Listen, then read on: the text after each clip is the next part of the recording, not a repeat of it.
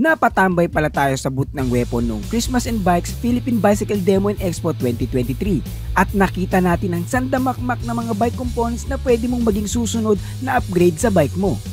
At nagkaroon din sila ng fun and games at marami pang papremyo. Pero hindi yan ang tatalakayin natin ngayon. Ang pag-uusapan natin ay yung dalawa sa pinakabago nilang frames at hindi lang ito basta frame.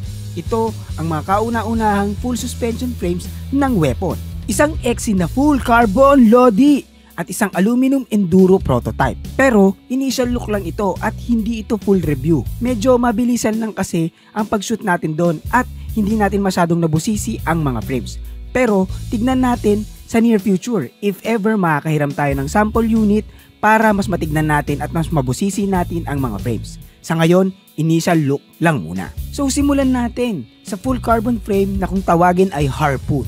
Itong Harpoon, gawa ito sa Carbon T1000. Ang T1000 ay gawa sa ultra high modulus carbon fiber na mas stiffer at stronger kumpara sa ibang carbon fiber variation. Kaya mas mahal ito kumpara sa iba. May 4 na color variation itong Harpoon: Eclipse, Factory Racing Team, Emerald Black at itong Polaris. Syempre, normal decal design ng Weapon. Weapon branding sa down tube, model name sa top tube, made for war sa chainstay, logo sa head tube at iba pang maliliit na details. Maganda naman yung decals na ginamit. May pagka-brush aluminum yung design na parang katulad nung sa Weapon tank.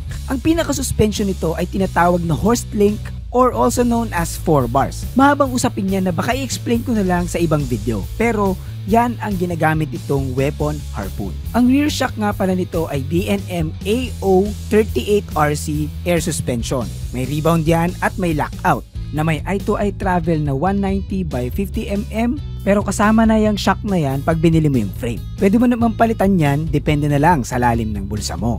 12 by 148 mm boost axle system ang ginagamit nitong Harpoon. So yan yung matagal nang inaantay ng mga Weapon fans. Ang magkaroon na sila ng boost na frame. 30.9 seat post diameter na dropper seat post ready na din ang frame na ito. Importante sa akin yan, dapat dropper seat post ready ang frame. Nga pala, kasama na nga pala yung seat clamp pag bumili ka nung frame. Tapered head tube ito, hindi ko lang sure kung 4455 or 4456 kasi hindi ko naman nasukat unless magpahiram sila ng frame sa akin para masukat natin. Pero hindi mo naman problema ang headset dahil kasama yan sa frame pag binili mo. So kung titignan natin, dito papasok yung mga cables para sa internal cabling.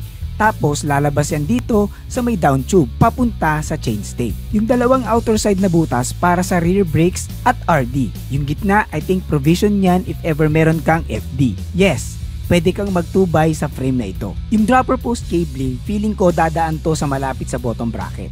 Nandito na rin naman tayo sa bottom bracket. Threaded ito, buti naman. I'm not saying pangit yung press fit, pero mas madali kasing i-maintain yung mga threaded outboard bottom brackets kumpara sa press fit counterparts. 160 post mount ang caliper mounting at buti nandyan na yan sa seat stay. Mas madali nang ikabit yung caliper kesa nasa chainstay yung post mount. May extra RD hanger din pala ito sa package para pag naputulan ka ng RD hanger, hindi ka na mahihirapang maghanap. Ang recommended travel nitong frame ay 100 to 120 mm.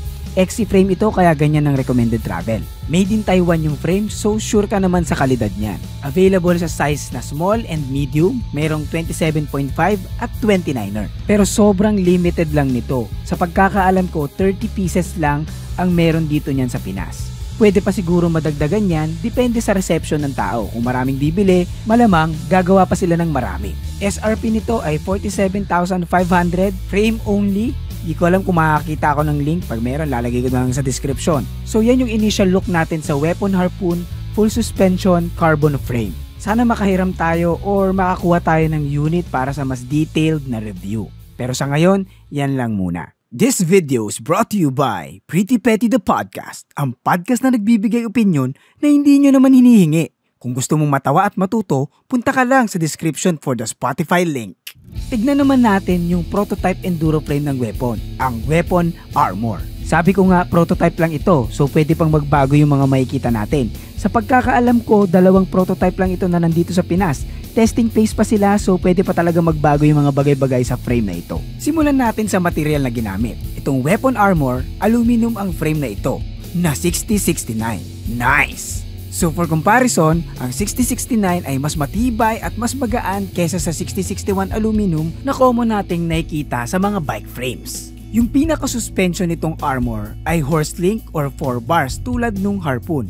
Ang pagkakaiba lang ay vertically mounted yung shock ng armor unlike ng Harpoon na horizontal. Pag bumili ka ng frame, kasama na yung coil shock na D&M Burner RCP2S na may eye-to-eye travel na 210 by 61 mm. Ang pinaka-headset size nitong armor ay 44-55. Hindi ko sure kung may kasama na pag bumili ka, pero hindi kasi naka-indicate yun sa spec sheet na binigay sa akin ng weapon, so I think wala. Pero madali lang namang humanap ng mga tapered headset na 44-55 ang sukat. Recommended for travel nitong weapon armor ay 140 to 200 mm. So nasa enduro downhill category talaga ang frame na ito. So kung kaya nito ng 200, feeling ko pwede itong maglagay ng dual crown of forks for downhill. Hindi ko lang nakuha kung anong geometry ng frame na ito. Siguro pag hindi na siya prototype, baka mag-release yung weapon ng geometry chart. So abangan na lang natin yan. May ISCG mount para sa bash guard at 1x specific ito na may max chainring size na 36T. Seat post diameter nito ay 30.9 at syempre dropper post ready ito. Dapat lang no, enduro frame to 148mm boost itong armor. So magdiwang ang mga weapon fans na matagal na nag-aabang ng boost frame at hindi lang boost ang binigay ni weapon, full sus pa. At sa katabing boot may nakita din akong full sus doon. Ay ibang full sus pala yan. Anyway, max tire size pag 27.5 ay 3.0, pag 29 naman 2.8. Grabe, sobrang laki niyan, parang yung full sus sa kabilang boot. Yung weight pala nitong weapon armor pag 27.5, 4.75 kilograms kasama yung rear suspension.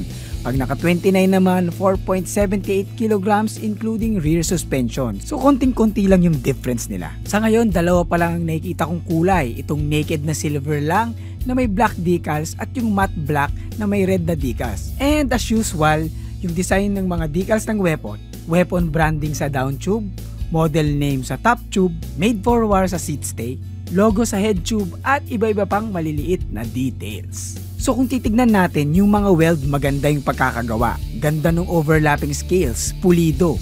Hindi ko lang sure kung saan ito gawang factory, kung factory ba sa China or factory sa Taiwan. Sana malaman natin yan eventually. Pero does it matter? Celebrate small or big wins with your special ones. Come to Brew Brothers Cafe, your destination for celebration. So hanggang dyan na lang muna yung masasabi ko sa weapon armor enduro frame. So far maganda at solid naman.